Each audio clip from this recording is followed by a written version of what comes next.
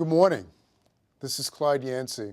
I'm sure I know many of you that are there, but for those of you who don't know me, I am Professor of Medicine and Chief of Cardiology here at Northwestern University Feinberg School of Medicine and a former president of the American Heart Association. My entire career I've been deeply invested in all matters pertaining to heart failure. I want to welcome you today to this incredible summit that the heart failure is putting forward. This summit, achieving coordinated identification, detection, and treatment of heart failure, really is pivotal.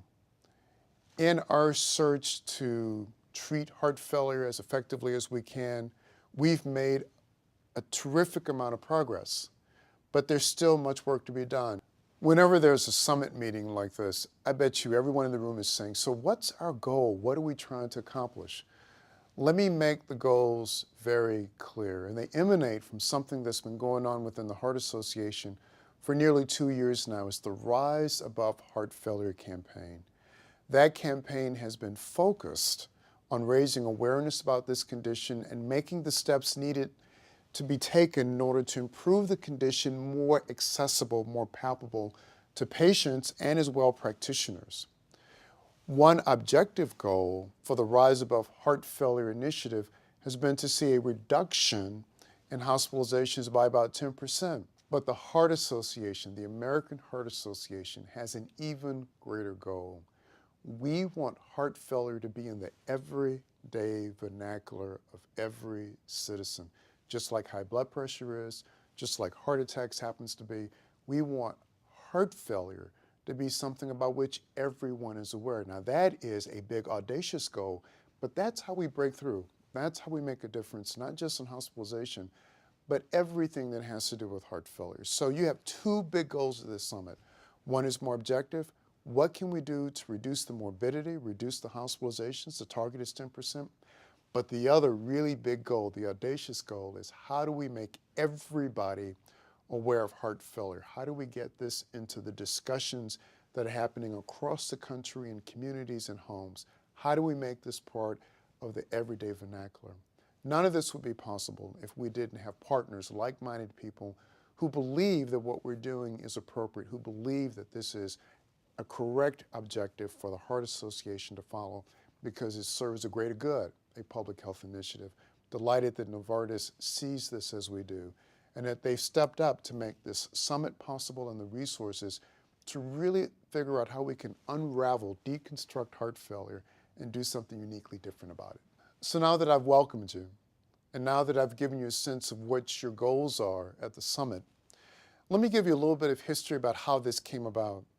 A number of months ago, several of us put our heads together, your leaders there, me included, and said, what else do we need to do about heart failure? How can we really make a difference?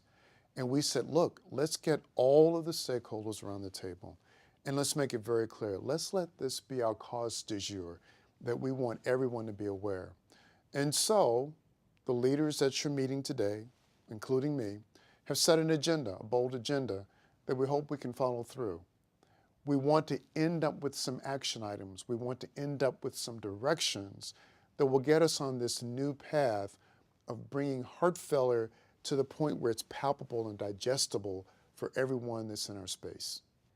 Finally, I simply want to say thank you for being at the summit, but even more importantly, thank you for being committed to heart failure. Without question, I wish I was there, and I did everything possible to create a window to get there. But because of things that I'm doing right now in my absence from the summit are directly related to heart failure, I hope you'll forgive me.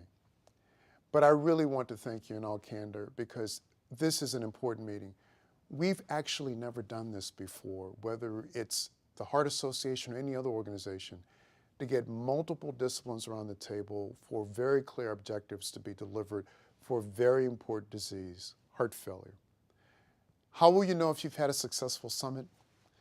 There are 4 things that I want to remind you about that will define success today. The first is, were we able to foster dialogue and action that will result in closing some of the gaps in screening, diagnosing, identifying people with heart failure or those at risk? The second thing, Did we have meaningful dialogue about identifying the optimal systems of care to utilize the treatment advances, to understand how best to disseminate new therapies, to understand something about implementation science, which is a big piece, and then how do we ensure that people remain on effective therapies, remain with appropriate heart failure education intact, remain with appropriate lifestyle modifications. These things are important. The third way you'll know that we've had success: have we driven the market to consider how we can do something so incredibly important for the underserved, for the older woman, for the younger Latino, for the middle-aged African-American male, for the person with limited resources, for the person with challenges accessing health care? Have we thought about how we can level the playing field so those persons who have heart failure can take advantage of best possible outcomes? And then finally, when everything is settled, will we have one or two actionable strategies that will impact hospitalizations and, most importantly, improve patient outcomes, including the quality of life? Thank you for coming to the summit. Pardon my absence, but I implore you to work diligently today to come up with some meaningful findings, some meaningful objectives, some important strategies. I believe in you, and I know this can happen. Thank you very much.